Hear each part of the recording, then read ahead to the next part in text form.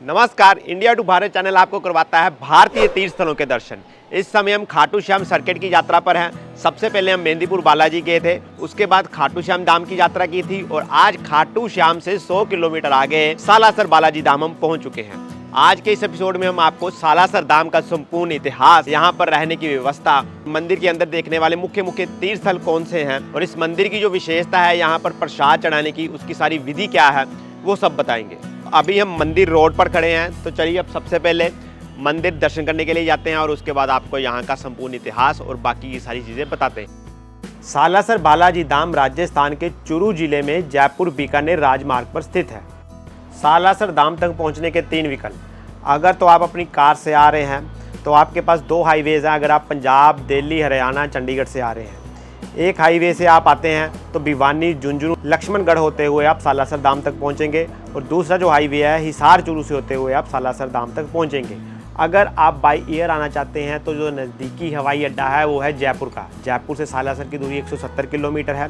3 से 3.5 घंटे में आप बाई बस या बाई टैक्सी करके पहुँच सकते हैं। अगर आप हमारी तरह खाटू श्याम सर्किट कर रहे हैं तो खाटू श्याम से सालासर की दूरी 100 किलोमीटर है। 2 से 2.5 घंटे का समय लगता है। खाटू श्याम से सालासर के लिए दिन में 3 से 4 बसेस भी चलती हैं। बालाजी मंदिर के अंदर प्रवेश करने के लिए वैसे तो 4-5 तरह के प्रवेश द्वार हैं, लेकिन जो मुख्य प्रवेश द्वार है वो है प्रवेश द्वार 1। यहाँ पर भगवान शिव जी की प्रतिमा लगी हुई है। यहाँ से अभी हम सामने पे हमें प्रवेश द्वार दिख रहा है, यहाँ से अभी हम अंदर प्रवेश करेंगे।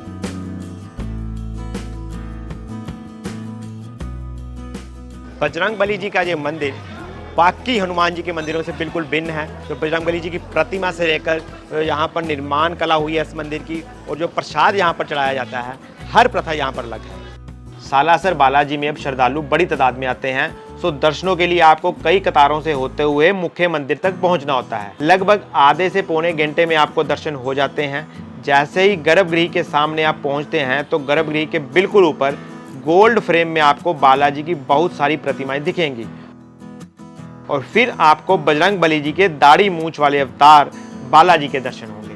ये दाढ़ी मूंछ वाला जो अवतार है उसका जो इतिहास है वो भक्त शिरोमणि मोहनदास जी के स्वप्न से जुड़ा हुआ है, जिसमें उन्हें बालाजी ने इसी स्वरूप में दर्शन दिए थे। और ये भारत के सभी हनुमान जी के मंदिरों में से एकमात्र मंदिर है जहाँ पर बजरंगबली जी अपने भक्तों को दाढ़ी मूंछ में दर्शन देते हुए दिखाई देते हैं। खाटू श्याम सर्किट में हमने 3 मुख्य तीर्थ स्थल के दर्शन किए, जिनमें से 2 तीर्थ स्थल बजरंगबली हनुमान जी के हैं और दोनों ही जगह आपको हनुमान जी के बिल्कुल अलग स्वरूप के दर्शन होते हैं। मेहंदीपुर में हनुमान जी भूत प्रेत बाधा वाले लोगों का कष्ट निवारण कर रहे हैं और यहाँ हम सालासर में आज आए हैं। इस तीर्थ स्थल पर आपको हर गली दुकान पर बजरंगबली जी दाढ़ी मूंछ में दर्शन देते हुए दिखेंगे। तो मुख्य मंदिर के दर्शन जब आप कर लेते हैं तो उसके बाद जो अगला मुख्य तीर्थ स्थल है मंदिर में ही, यहाँ पर बाबा मोहनदास जी की समाधि स्थल है, जिसकी वजह से ही बजरंगबली जी यहाँ पर सालासर में बालाजी के रूप में स्थापित हुए हैं। मोहनदास जी की समाधि स्थल के साथ ही उनकी यहाँ पर बहन कान्नी दादी जी का भी समाधि स्थल है और उसके भी आप दर्शन कीजिए। सीढ़ियाँ चढ़कर आप इन दोनों भाई बहन की समाधि के दर्शन कर सकते हैं और इनका जो इतिहास है वो बहुत ही रोमांचक है। मोहनदास जी दिन रात बजरंगबली जी की भक्ति में लीन रहा करते थे और इसकी वजह से वो बार बार जंगल की तरफ जाया करते थे और वहाँ पर भक्ति किया करते थे। तो उनके भांजे थे जो उदय राम जी, उन्होंने उनकी भक्ति करने के लिए अपने ही खेत में एक कुटिया का निर्माण करवा दिया और उसके बाद मोहनदास जी कुटिया में ही बजरंगबली जी का दिन रात नाम जपन करने लगे। जो मोहनदास जी की प्रगाढ़ भक्ति थी उसकी वजह से बजरंगबली जी को दर्शन देने के लिए बार बार आना पड़ता था, तो इसलिए बाद में मोहनदास जी के आग्रह पर बजरंगबली जी यहाँ पर सदा सदा के लिए स्थापित हो गए बालाजी के रूप में।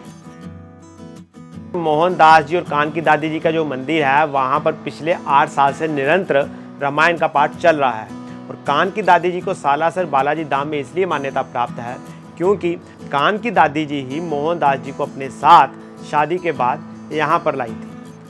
बालाजी के इस मंदिर में कई लोग अपने बच्चों के मुंडन भी करवाते हैं और यहाँ पर आपको मंदिर प्रांगण में ही पिछले 300 साल से लगातार जलता हुआ एक धूना दिखाई देगा, जो कि मोहनदास जी के समय से ही प्रज्वलित है और उस धूने की जो विभूति है वो भक्तों को प्रसाद के रूप में दी जाती है।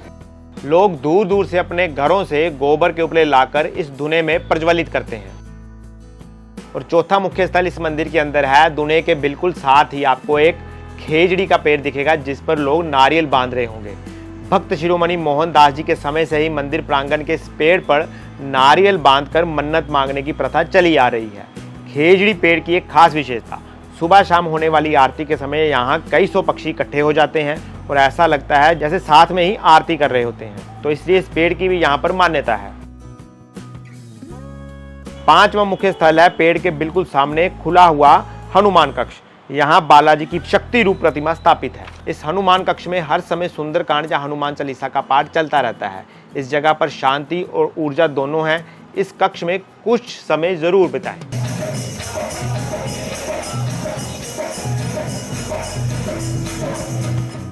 बालाजी मंदिर का जो निर्माण है वो 1758 में किया गया और इसका जो निर्माण किया गया वो 2 मुसलमानों नूर मोहम्मद और दाऊद द्वारा किया गया, जो कि अपने आप में सांप्रदायिक सौहार्द का एक अनूठा उदाहरण है।